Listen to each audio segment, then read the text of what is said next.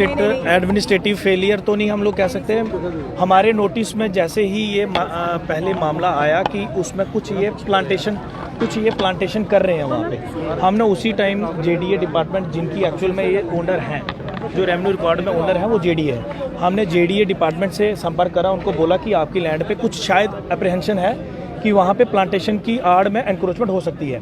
तो जैसा आपको पता कि अभी 2-3 दिन जैसे किश्तवाड़ में इशू हुआ, कठुआ में इशू हुआ, तो एडमिनिस्ट्रेशन सारी वहाँ बिजी थी और इन बिटवीन 2-3 छुट्टियाँ भी थी जन्माष्टमी की।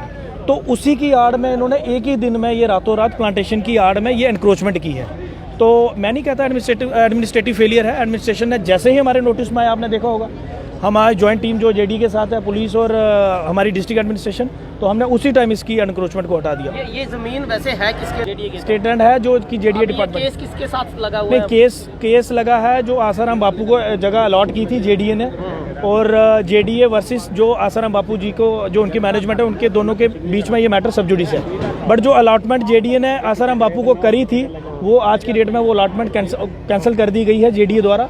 लेकिन उसके इन बिटवीन क्या हुआ कि ये आसाराम जी के जो मैनेजमेंट के लोग थे वो चले गए कोर्ट में, तो उस पे अपन उन्होंने स्टेटस को लिया है। तो कोर्ट ने अभी डायरेक्शन दी है कि उस जगह पे स्टेटस को मेंटेन किया जाए, किसी तरह की कोई भी अल्टरेशन या किसी तरह भी कोई भी चेंज वहाँ पे ना की जाए।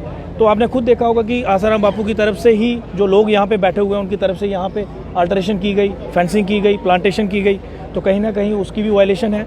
तो जो भी ट्रेसपासिंग की गई है उसके जो भी इसके इन वायलेशन में है उनके 101% जो डायरेक्टर वीसी साहब हैं वो भी बोल के गए हैं, इनके ऊपर जो भी कानूनी कार्रवाई होगी वो होगी। कुछ मीडिया पत्रकारों के साथ भी जो है नोटिस में आया है, हमने उनको बोला है कि इन राइटिंग में कंप्लेंट दे दो।